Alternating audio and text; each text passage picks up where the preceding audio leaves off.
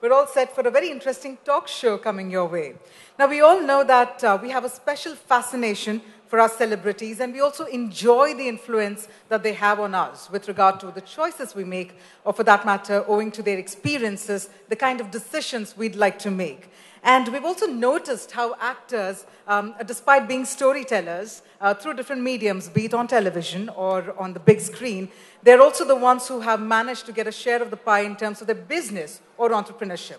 But the one thing that we know is that this is not a new concept. This is something that's been happening for a while, which is why it's only befitting that we try finding out a little more as to how our amazing celebrities love to venture into businesses other than acting, and how this seems to be like a big favorite. Now, to spearhead this amazing session, we have with us none other than Mr. Anuj Puri, the chairman of Anurok Retail.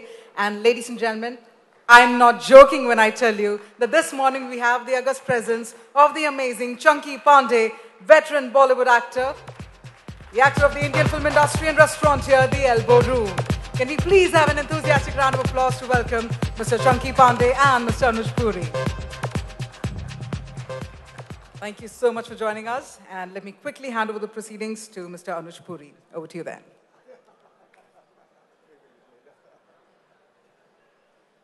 Thank you very much.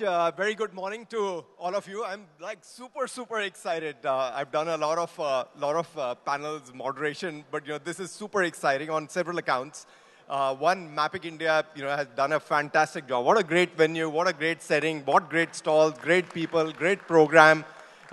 Big round of applause to the Mapping India team itself. Phenomenal the way that they have done. Second is, Sailesh spoke about the relevance. And I thought it was like really interesting that consistency, differentiation, engagement. How do you make sure that you are very relevant? And that gives a great segue to Akki Pasta here, that who's been here for over 3 decades and so relevant today. And the third is super excited. I just saw my friend here, Naveen Jaggi, and Naveen is like a big fan of yours, Naveen. He is the global head of retail for JLL. Most welcome and delighted, Jaggi, to have you, Naveen, to have you here. Phenomenal. I did a little bit of research on Akki Pasta, and I was like, wow, this man that we've only got about 10-12 minutes with him is like a true legend. I mean, he's done over 100 films. And to Sailesh's point, still very relevant today. I didn't realize that he had done 6 Bangladeshi movies as well. And he was a hero in those 6 Bangladeshi movies. I didn't realize both his parents are doctors. Both his parents are doctors, and he comes from a family of doctors. His first love is actually real estate investments. And, he's gone on record to say is that in '89, an actor used to be paid 20-25 lakh rupees, and you could buy a 2-bedroom, apartment in Bandra. Today, the actor is being paid 20 crores. Still, you can't buy that, 2-bedroom apartment in Bandra. So his love, clearly is in that. And then we're going to talk a little bit about, his food habits, including pasta. Which is one of his favorite dishes. So we're going to refer to that as we go along. So most welcome, and very happy. Thank you. My first question is, leading from where Sailesh left, is that you've been in the industry for 3 decades, and yet so relevant today. Just want to understand 1 or 2 qualities. How do you remain so relevant, even after 3 decades of being in the industry? He's joking. Am I really that relevant? No, I guess. Well, first of all, let me start with thanking Mapping India for calling me here and putting India on the map with all the retail stuff. I'm a professional window shopper. I love roaming around in malls, looking, into these showrooms and window shopping as such. And nothing like the look and feel and touch when you buy something. And I'm not much of an internet shopper. I've had some bad experiences. So the brick and mortar, yes, it's rocking. So God bless you guys. Thank you for calling me here. Now, how do I stay relevant? Well, the best way to do is to get into a scandal or something or the other. But as actors, we're only known for the films and the work we've done. And, I guess, the kind of films I've got, not too many of them, just a few, some of them have worked, some of the characters have worked. And of recent, the houseful character Akki Pasta. I guess I want to continue staying relevant, and now my daughter's in films. So, That's right, yes, absolutely. so first it was Chunky Panday, now I'm Ananya Pandey's father. And then my wife came in a show called Bollywood Wives. So now I'm Bhavna Pandey's husband. But I'm loving it, surrounded by all these beautiful ladies, and yeah, they're making me even more famous. And Chunky, how does Bollywood remain relevant? Because, we saw through the COVID period, OTT really became a lot more relevant. And, for us in the retail entertainment space, it is important for Bollywood to remain very relevant because, all these malls have theaters, multiplexes, and, they thrive when they have good movies. So what's your thought on the sort of fate of Bollywood going forward? So let me tell you this thing. Once a producer went and asked God that, God, मेरी picture चलेगी क्या? तो भगवान जी ने कहा, मैं आपको Friday first show के बाद बताऊंगा. So in Bollywood, in our business, no one knows anything. I mean, we know everything, we try our best, but the rest is to the audience. But when you launch, you don't know that this is going to be a hit or not? No, in fact, it just goes the other way sometimes. You feel you're doing 1,000 crore film and it turns out doing not even like 10 lakhs. And sometimes you just run through a film and it becomes a blockbuster. So no one knows anything. I mean, there could be 500 people working together thinking they're making the best product, but it's what the audience wants at that time. But nothing like going to the cinema, watching it together and laughing, crying, just enjoying that whole entertainment. Of course, there is OTT, but OTT has just come. I remember when I joined in 1987, people told me the film industry is going to shut down. I said, Bhai, why is it going to shut down? Because I've joined, that's why. They said, no, ये VHS आ गया. सबके घर में VHS that is लग true, गया था yes. player. And, but the film industry became bigger. Then came television. People thought television will shut the industry down. It became bigger. Then came OTT and they said, ab to khatam ho gaya. And then came films like Bahubali, KGF, Pathan, and so many of them. I mean, now Jawan running so well in theaters. So the Bollywood will only keep getting bigger and better with more competition coming in. No, we makes need a it lot of to keep it on sense. our keep us on our toes. Yeah. You've also become a restaurateur. You've got into this, celebrity food. I just want to understand, what are the pros and cons of becoming a restaurateur? Because, my next panel, I will have some interesting speakers come on that as well. Yes. And, he's best suited to answer it. But I'm going to ask you, Chunky, is that how do you ensure that there's no mortality in this space? Me getting into the restaurant business? बहुत पापड़ बेले भाई before getting into it.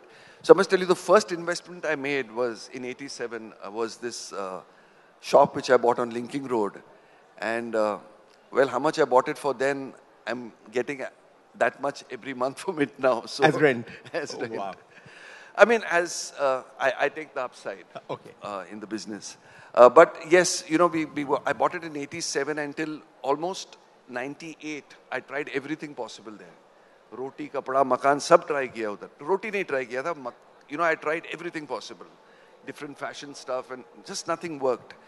And when I got married, Bhavna, we had our first baby, Ananya, and Bhavna wanted to lose some weight after that. So she says, Chunky, let's start a diet restaurant selling healthy diet food.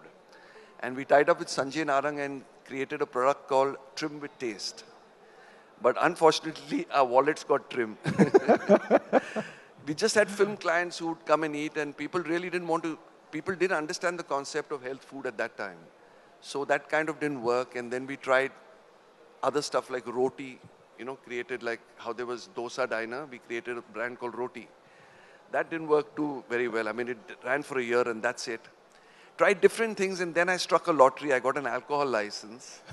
And I got Dino Moria and his brother together, and we created a brand called Elbo Room. Elbo Room, that's That right. was in 2009, and that ran till 2019, till COVID. And touch wood, it did quite well. It became like a good hangout spot. Riaz, you've been there. I hope you've enjoyed it, yeah. And then COVID was bad for us, and we had to shut it down. And now I've opened a place called, with the Bastion Boys. Oh, right. It's called Binge, yeah. Binge, And, that's right. It's a fun place. I'd like you all to to go and visit it someday. You know, you have a very iconic character, and I love this character. I don't know how many of you would have seen Houseful. I think a lot of the crowd here would have seen this. You know, it was called Akki Pasta, which means like the last pasta. I just want to understand where that inspiration came in. You know, it was like phenomenal, his mustache, the way that he spoke, the way he represented, and, you know, Akshay Kumar with him. So where did this Akki Pasta, I mean, Akki Rasta we knew. That's exactly where it came from. So basically, we're all Amitabh Bachchan fans, Sajid Khan, Sajid Nadiadwala, myself. And when we were creating this character, we got the name from Akhi Rasta. And another Amitabh Bachchan film called Great Gambler, if you guys have seen it, I'm sure you all have seen it. There was a character played by Sujit Kumar called Marconi. Yeah. He's in Italy when Amitabh Bachchan goes there. So we took him, his look, you know, the look and feel, old wine in new bottles, and we kind of created this character. But this character's been made more on the sets because he's a little crazy character. There's no script written for him. What there are are you no saying? dialogues written for Really? him. So there's a lot of contribution of the director, the producer, and the co-actors who keep creating fun with me, and that's how... I thought it would have been all scripted because the dialogues are like phenomenal in there. I mean, it just cracks you up. It is scripted, but no one follows the script. No, it is scripted, but we have our own fun. And you can make out, you know, when you watch it, you know everyone's on a picnic out there. That's right, yes. You can make it out, that, you know, the elements with which you're delivering that character. I have limited time, but I'm going to ask you some rapid, you know, 5 questions. Oh my God, like Coffee with Karan. No, not that scandalous. Any bedroom questions? One rumor about you that's true. One rumor about you that's true. That I'm a miser? I think money saved is money earned. I'm a joking. I love spending on myself. Your 4 a.m. friend Is my dog. is your dog. He's the only guy awake at that time. One bizarre thing that you can expect to find in your bedroom. Well, one bizarre thing you can't expect to find in my bedroom is me because I hate the bedroom.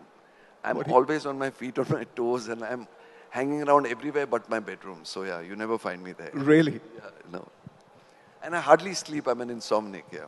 Really? Yeah. Oh, wow. I mean, you look like super fit guy. I thought you like, you know, you have 8 hours sleep, 2 hours of workout. It's the plastic surgery. I'm a joking. How would you define yourself in 3 words?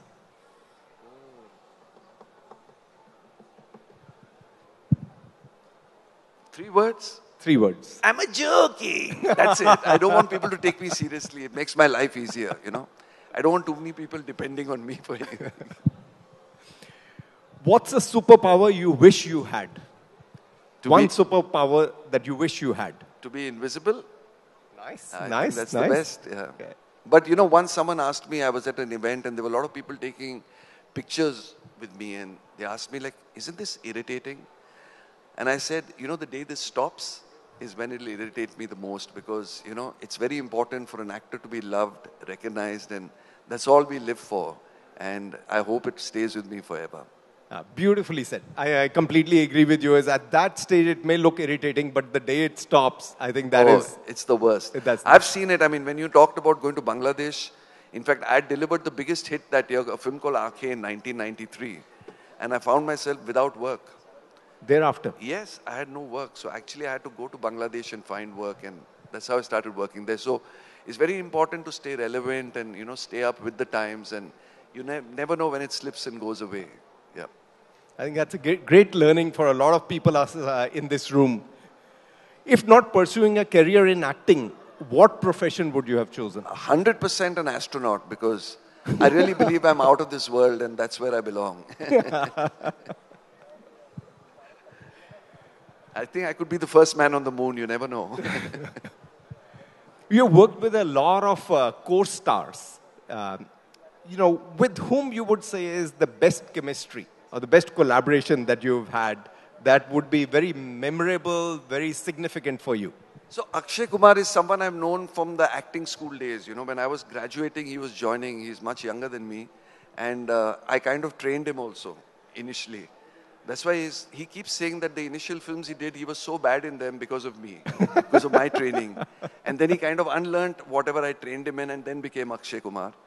But yeah, I've really enjoyed working with him. And I guess doing this whole house full, four of them, we made four of them together. And he's a riot. He's great fun. Yeah, and those movies are a riot. I can tell you is that they're like phenomenal. So he's got a big contribution in them. Yeah. Last couple of questions. Amid this such a hectic schedule that you have just want to understand, how do you maintain a very healthy balance?